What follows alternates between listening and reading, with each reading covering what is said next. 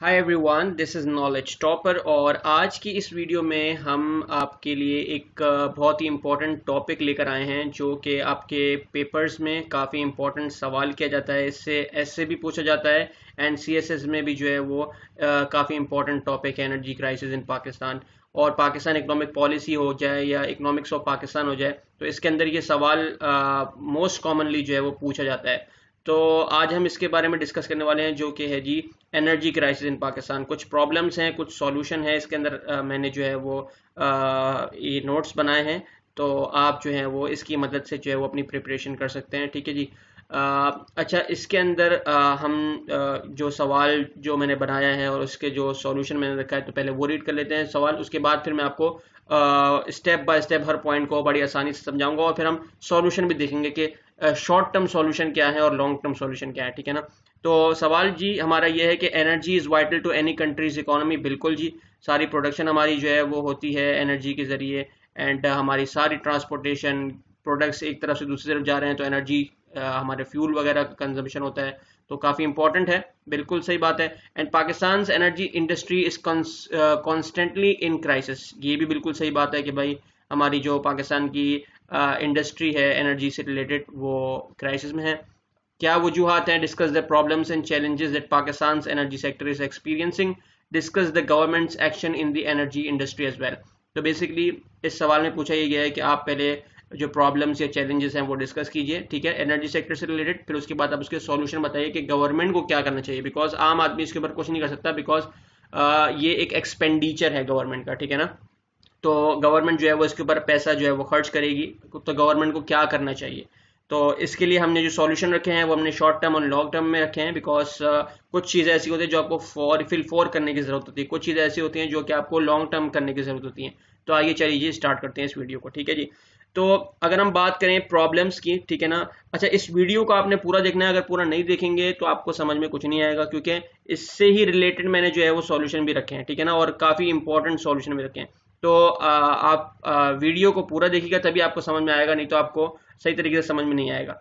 अच्छा, सबसे पहला जो हमारे पास बहुत ही अहम मसला कि हमारे पास दो के बिजली जो है वो सही तरीके से प्रोड्यूस हो रही है। हमारे पास जो डिमांड है बिजली की वो इस वक्त जो है वो आप समझे कि तकरीबन तकरीबन कुछ 25,000 के लगभग जो है हम प्रोड्यूस कर रहे हैं, और जो हमारे पास डिमांड है वो 22,000 की है। ठीक है ना।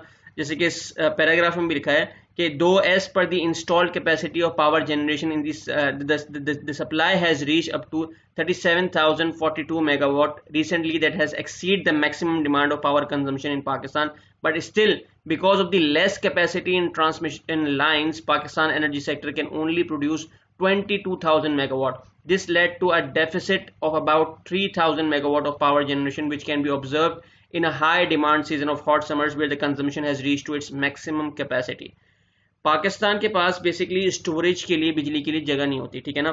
तो आपके पास जितनी ट्रांसमिशन लाइंस होती हैं उसके थ्रू जो है वो बिजली पास होती है। तो सबसे बड़ा अहम मसला पाकिस्तान का यही है कि भाई दो के हमारी जो सप्लाई है वो एक्सेस में है, यानी कि जो हमारी डिमांड है वो 25,000 है, तो हमारी जो सप्लाई है वो ज़्यादा है, लेकिन हम उसको ट्रांसमिशन लाइन में रन नहीं कर पा रहे बिकॉज ट्रांसमिशन लाइन जो है हमारी कम है।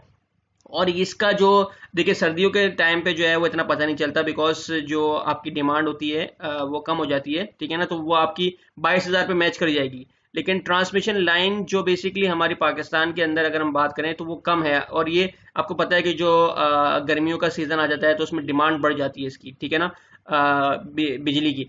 तो ये एक बहुत बड़ा मसला है कि हमारे पास ट्रांसमिशन लाइन नहीं है, जिसकी वजह से जो है वो हम बिजली की शॉर्टेज का जो है वो सामना करना पड़ा है। तो सबसे अहम मेन रीज़न जो है वो सबसे ऊपर रखा हुआ था मैंने। इसके अंदर ये है कि भाई जैसे कि अगर मैं आपको एग्जांपल देके बताऊं कि ट्रांसमिशन लाइन का प्रोसेस क्या होता है, तो समझे कि आपके पास एक वाटर टैंक है और पीछे से पानी जो है वो मेन जो आपका सप्लाई है, जैसे कि वाटर बोर्ड सप्लाई कर रहा है, तो बस आपके घर के अंदर जो है वो जो भी पाइप वगैरह रोड पे बिछे हैं उसके थ्रू आ रहा है, और आप बस नल में जो है नल खोलते हैं और इस्तेमाल करते हैं, कोई वाटर टैंक नहीं है इसके अंदर, ठीक है ना। तो बिजली का भी बिल्कुल सेम यही है कि भाई स्टोरेज नहीं है, कोई वाटर टैंक नहीं है बिजली को स्टोर करने के लिए, जो बिजली आ रही है बस वो डायरेक्ट जो है वो सप्लाई की जा रही है। तो एक ये बहुत बड़ा अहम मसला है कि स्टोरेज नहीं है बिजली की, जिसकी वजह से जो है वो आपके पास कैपेसिटी जो है वो ट्रांसमिशन लाइन के अंदर कम है, जो कि आपकी ओवरऑल बिजली की डिमांड को जो है वो मीट नहीं कर पा रही है। दूसरा main issue circular debt issue, इसके ऊपर आप थोड़ा सा मुताला कीजिए, थोड़ा सा आर्टिकल पढ़िए तो आपको अंडरस्टैंड कर सकते हैं कि क्या इसका बेसिकली मेन पर्पज़ है। लेकिन मसला ये है, मैं अगर आपको बताऊं कि पाकिस्तान के अंदर जो है वो जो बिजली ली जाती है, ठीक है ना, जैसे बाहर के मुल्कों से, तो एक हमारे पास इदारा है, पाकिस्तान का जो मेन इदारा है। अब होता ये है कि बिजली जो है वो काफ़ी हम इंपोर्ट करते हैं और महंगी बिजली है, ठीक है ना। तो बहुत सारे जो हमारे पास कंज्यूमर्स हैं या डिस्ट्रीब्यूशन कंपनीज हैं, तो वो जो है ना वो जो बेसिकली वो पीछे जो है वो पेमेंट नहीं कर पाते, जो हमारे पास इदारा है उसको पेमेंट नहीं कर पाते, जिसकी वजह से जो हमारे पास जहाँ से हम बिजली इंपोर्ट करते हैं, तो हम जो है वो फिर ओवरऑल जो है हमारे जो डेट है एनर्जी से रिलेटेड वो काफ़ी बढ़ रहे हैं। तो ये एक बहुत बड़ा प्रॉब्लम है कि ऑब्वियसली बिकॉज कि आपकी कॉस्ट ऑफ प्रोडक्शन काफ़ी हाई है, और आपकी अगर एक बंदा जो है वो लेट्स से कि 15,000 रुपये महीना कमाता है, उसका बिजली का बिल जो है वो 11,000 या 12,000 आएगा, तो ऑब्वियसली वो डिफ़ॉल्ट ही करेगा, तो और क्या करेगा। तो ये एक काफ़ी अहम रीज़न है कि कंज्यूमर्स भी डिफ़ॉल्ट कर जाते हैं, इवन कि डिस्ट्रीब्यूशन कंपनीज जो हैं वो भी जो है वो डिफ़ॉल्ट कर जाती हैं। तो ये एक काफ़ी बड़ा अहम मसला है कि भाई बिजली तो थोड़ी बहुत फिर भी जो मिल रही है, लेकिन उसके पैसे जो है वो रिकवर नहीं हो पा रहे, बिकॉज कि आपकी जो बिजली है वो इम्पोर्ट होकर आ रही है और उसका कॉस्ट जो है वो काफ़ी हाई है। सिमिलरली तीसरा पॉइंट भी इससे रिलेटेड है कि भाई high cost of production electricity की है, जिसकी वजह से जो है वो एनर्जी जो है वो प्राइसेस जो है वो एनर्जी के काफ़ी हाई हैं, और इवन के and consumer, industrialist, firms, distribution companies ये जो है वो डिफ़ॉल्ट कर जाती हैं, एंड कि जो है वो ओवरऑल फिर डेट बर्डन जो है वो कंपनीज पे इंक्रीज होता है, और फिर उसका एक सर्टेन इम्पैक्ट जो है ओवरऑल सप्लाई चेन पर जाता है, जो कि आप जिस कंपनी से जो है वो बिजली इंपोर्ट कर रहे हैं बाहर से, तो फिर आप ऑब्वियसली अपनी पेमेंट्स नहीं करेंगे, तो आप एज अ डिफॉल्टर कहलाएंगे, एंड फिर आपका जो सर्कुलर डेट है वो आपका मुसलसल जो है वो आपका जो है वो इंक्रीज होता जा रहा है। उसके बाद हमारे पास जो चौथी मेन वजह है वो है पॉलिटिकल इंस्टेबिलिटी। सबसे अहम मसला मैं इसको करार दूंगा कि पाकिस्तान और बांग्लादेश में क्या डिफरेंस है। उनकी प्रोडक्शन इतनी इंक्रीज हुई है, वो इतनी तरक्की बांग्लादेश ने की है, उनके पास बिजली है। अच्छा, मैं आपको एक एग्जांपल के थ्रू समझाता हूँ इसका, कि लेट्स से कि फर्ज करें कि मुझे जो है वो पाकिस्तान के अंदर मैन्युफैक्चरिंग हो रही है, बिकॉज पूरा का पूरा मैन्युफैक्चरिंग डिपार्टमेंट जो सेक्टर है हमारा, पूरा का पूरा जो हमारा क्या कहते हैं आपको एग्रीकल्चर सेक्टर है, वो सब बिजली पे डिपेंडेंट है। बिजली नहीं होगी कुछ नहीं चलेगा। ऑब्वियसली आप पानी कैसे सप्लाई करेंगे, आपको अगर आपके डैम नहीं चलेंगे तो आपकी मैन्युफैक्चरिंग की इंडस्ट्री की आपके जो प्लांट्स हैं वो कैसे चलेंगे अगर बिजली नहीं होगी। तो ऑब्वियसली जब आपके पास 12 घंटे बिजली होगी, 12 घंटे आपके पास बिजली नहीं होगी, तो आपका आउटपुट जो है वो इंडस्ट्री का डिक्रीज हो जाएगा। अगर मेरे लेबर जो है वो फिर ऐसी फालतू बैठी रहेगी, तो जब बेसिकली मशीनरीज को रन करने के लिए, प्लांट को रन करने के लिए आपको बिजली चाहिए होती है। अब हुआ क्या सीन ये है कि पाकिस्तान में बिकॉज के एक तो हमारे पास खुद से हम इंपोर्ट नहीं कर रहे हैं बिजली, हम जो है वो खुद से प्रोड्यूस नहीं कर रहे हैं, इंपोर्ट करे जा रहे हैं, जिसकी वजह से जो कॉस्ट ऑफ इंपोर्टिंग एनर्जी है वो काफ़ी हाई है, ठीक है ना। तो अब इसका इम्पैक्ट जो है वो 12 घंटे बिजली दे रहे हैं और 12 घंटे जो है वो बिल्कुल भी नहीं दे रहे हैं। उस 12 घंटे में जो है वो एक तो आउटपुट डिक्रीज हो गया, ऊपर से जो 12 घंटे मिल रही है उस पर भी बिजली बहुत महंगी हो गई। अब अगर फर्ज करें कि मैं एक बाल्टी जो है वो एक जो बकेट होती है नहाने वाली, अगर मैं वो बना रहा हूँ पाकिस्तान के अंदर, तो वो अगर मुझे जो है वो लेट से कि एक दिन में वो इस पर एक पर्टिकुलर प्लांट से जो है वो 5,000 बाल्टी निकलनी चाहिए थी। अब वो बिकॉज 12 घंटे बिजली मिल रही है तो 2,500 जो है वो आउटपुट निकलना है मेरा, और मेरी लेबर भी फालतू बैठी है, ठीक है ना। एक तो मुझे यहाँ नुकसान हो गया, उसकी वजह से मेरी कॉस्ट जो है वो लेबर कॉस्ट की उसके अंदर इन्वॉल्व हो जाएगी, बजाय इसके कि 5,000 में लेबर कॉस्ट इन्वॉल्व होनी थी, अब वो 2,500 में इन्वॉल्व हो जाएगी, तो और ज़्यादा कॉस्ट हो जाएगी। दूसरा कि जो 12 घंटे बिजली मिल रही है उसकी कॉस्ट उससे ज़्यादा हाई मिल रही है मुझे, तो ओवरऑल जो मेरा कॉस्ट ऑफ प्रोडक्शन एंड जो मेरा प्रोडक्ट निकलेगा उसकी कॉस्ट इतनी हाई होगी कि अगर मैं उसको बाहर एक्सपोर्ट करना चाहूँ, लेट्स से कि यूनाइटेड स्टेट्स डिमांड करता है कि आप मुझे जो है वो एक्सपोर्ट करो, तो अगर आप एक्सपोर्ट करना चाहो यूनाइटेड स्टेट्स को, तो वो इतनी महंगी पड़ेगी कि यूनाइटेड स्टेट जो है वो, अब देखिए इंडिया, पाकिस्तान, आपका बांग्लादेश ये और चाइना, ये 4 ऐसे ममालिक हैं जो कि मुख्तलिफ नहीं, बिल्कुल सेम, सिमिलैरिटीज़ इनके अंदर सेम है। एग्रीकल्चर से रिलेटेड एक्टिविटीज़ इनकी ज़्यादा अहम होती हैं, एंड जो प्रोडक्शन से रिलेटेड कॉटन वगैरह हो गया, ये सब चीज़ें जो हैं वो ये अच्छे से तैयार करते हैं। तो अब देखें कि आपके पास बांग्लादेश है, उसके पास सारी फैसिलिटीज़ मौजूद हैं, वो उसकी जो कॉस्ट ऑफ प्रोडक्शन उस पर्टिकुलर बाल्टी की या बकेट की होगी वो कम होगी पाकिस्तान से। लेट्स से कि पाकिस्तान का एंड प्रोडक्ट तैयार होकर आता है 70 रुपए में, जबकि बांग्लादेश वही प्रोडक्ट आपको उससे अच्छी क्वालिटी का 50 रुपए में तैयार करके देगा। तो ऑब्वियसली यूनाइटेड स्टेट्स वाला किसको अपना टेन्योर देगा, बोलेगा भाई कॉन्ट्रैक्ट किसके साथ करेगा, बोलेगा भाई मैं बांग्लादेश से उठाऊंगा, इसकी क्वालिटी भी अच्छी है और पैसा भी कम है। तो ये एक बहुत बड़ा अहम मसला है, और ये अहम मसले की वजह है पॉलिटिकल इंस्टेबिलिटी। हर हुकूमत आती है, बोलती है हम बिजली को हल करेंगे, बिजली को हल करेंगे। वो क्या करती है, शॉर्ट टर्म जो है प्लान करती है, इंपोर्ट करती है किसी तरीके से मुल्क को चलाने के लिए, और फिर उसके बाद इतना डेट इकट्ठा करके चली जाती है कि जो आगे वाली हुकूमत होती है फिर उसको दोबारा वही सोचना पड़ता है, क्योंकि हुकूमत का टाइम जो है वो 5 साल का है। उसके अंदर भी उसके इतने जो अपोजिशंस होती हैं और फिर उनके अपने मसाइल होते हैं दूसरी चीज़ों के अंदर, फिर वो करप्शन भी इतनी इन्वॉल्व है कि तो ये सारे फैक्टर्स मिलके जो है वो एक इंस्टेबिलिटी क्रिएट करते हैं, जिसकी वजह से कोई भी हुकूमत जो है वो लॉन्ग टर्म प्लान करके नहीं गई एनर्जी सेक्टर के ऊपर, जिसकी वजह से ओवरऑल जो है वो काफ़ी मतलब शॉर्ट टर्म पे तो आपका सर्वाइव हो रहा है, लेकिन ये मुस्तकिल हल नहीं है। आपके पास एक हुकूमत चली आती है, फिर दूसरी हुकूमत जो इनका पर्टिकुलर एरिया होता है, जैसे कि अगर कोई फर्ज करें कि कोई PMLN वाले हैं तो उनका ज़्यादातर फोकस जो है वो पंजाब पे होता है, पीपल्स पार्टी वाले हैं उनका ज़्यादातर फोकस सिंध पे होता है। तो बेसिकली ये मसला डिफरेंट डिफरेंट पॉलिटिकल पार्टीज हैं वो ज़्यादातर फिर अपनी जो उनके जगह है जहाँ उनका फेवर आता है वहाँ पे जो है वो फिर अपना किरदार अदा करती हैं, ठीक है ना। तो एक बहुत बड़ा फैक्टर ये है कि आपकी मैनेजमेंट भी जैसे तरीके से जो है वो परफॉर्म नहीं हो पाती, और पॉलिटिकल इंस्टेबिलिटी की वजह से जो है वो आपकी लॉन्ग टर्म बिजली जो है वो काफ़ी मुतासर है, ठीक है ना। आपको कोई एक लॉन्ग टर्म प्रोजेक्ट नहीं मिला जिससे आप ओवरऑल कह सकें यार हाँ यार कि मैं 2030 में जाकर के पाकिस्तान जो है वो बिजली से आज़ाद हो जाएगा, मतलब बिजली के क्राइसिस से आज़ाद हो जाएगा। तो ऐसा कोई अभी तक कोई हल नहीं है, ठीक है ना। उसके बाद अगर हम बात करें हाई कॉस्ट ऑफ प्रोडक्शन, जो जैसे कि मैंने आपको बताया कि अभी लेट्स से कि कि पाकिस्तान के अंदर जो बिजली की पैदावार है, यानी कि जो रिसोर्सेज हैं वो हम इस्तेमाल नहीं कर पा रहे सही तरीके से, और जो टॉप मोस्ट रिसोर्सेज है ना वो उसमें नेचुरल गैस सबसे पहले नंबर पे है, हाइड्रो इलेक्ट्रिक प्लांट्स हैं, फर्नेस ऑयल है, कोल है, सबसे इम्पोर्टेंट कोल जो कि हम बिल्कुल भी सही तरीके से यूज़ नहीं कर पा रहे, न्यूक्लियर और रिन्यूएबल रिसोर्सेज जिसमें सोलर और विंड हमारे पास आ जाते हैं, एंड उसके बाद बेसिकली ये सारे जो हैं वो ऐसे रिसोर्स हैं जो कि पाकिस्तान के अंदर मौजूद है, लेकिन हम पता नहीं क्यों किस करप्शन की वजह से या किस दूसरे फैक्टर्स की वजह से ये कुछ लोग ऐसे हैं जो कि नहीं चाह रहे कि मुल्क तरक्की करे, तो उसकी वजह से जो है वो ये अपने जो रिसोर्सेज हैं मुल्क के अंदर वो इस्तेमाल नहीं करते, और जो बाहर के जो बेसिकली इंपोर्ट करते हैं बाहर से बिजली, उसके अंदर फिर इनका करप्शन का एलिमेंट भी आ जाता है। अगर एक यूनिट जो है वो इनको वहाँ से लेट्स से कि 5 रुपए का पड़ रहा है तो यहाँ पे वो 7 रुपए का शो करेंगे, 2 रुपए उनकी जेब में जाएंगे। तो बेसिकली ये ऐसा है कि इनका खुद का एक एलिमेंट है इसके अंदर, इनके खुद का प्रॉफिट है, जिसकी वजह से जो है वो ये नहीं चाहते कि यार पाकिस्तान जो है वो तरक्की करे। तो ये सारी सिचुएशन मैंने जो इम्पोर्टेंट जो पॉइंट थे वो मैंने आपको डिस्कस कर दिए, ठीक है ना। अब जो सॉल्यूशन है वो मैं आपको बताता हूँ कि सॉल्यूशंस जो हैं वो क्या रखे गए हैं इसके अंदर। शॉर्ट टर्म सॉल्यूशन सबसे पहले जो कि ऊपर था कि भाई एक तो ट्रांसमिशन लाइंस का मसला है, तो भाई स्टोरेज बना दो थोड़ा सी ट्रांसमिशन लाइन, अगर स्टोरेज नहीं बना तो ट्रांसमिशन लाइन को इंक्रीज कर दो, जिसकी वजह से एटलीस्ट जो मैचिंग है जो हमारे पास बिजली जो है वो बन रही है ना, ठीक है ना, हम उसको सप्लाई में नहीं डाल पा रहे, हम लोगों के इस्तेमाल में नहीं ला पा रहे, एक्सेस ज़ाया हो रहा है। तो आपको सबसे पहले तो ट्रांसमिशन लाइंस पे काम करना चाहिए, और रह कितनी गई है, सिर्फ 3000 की डिमांड।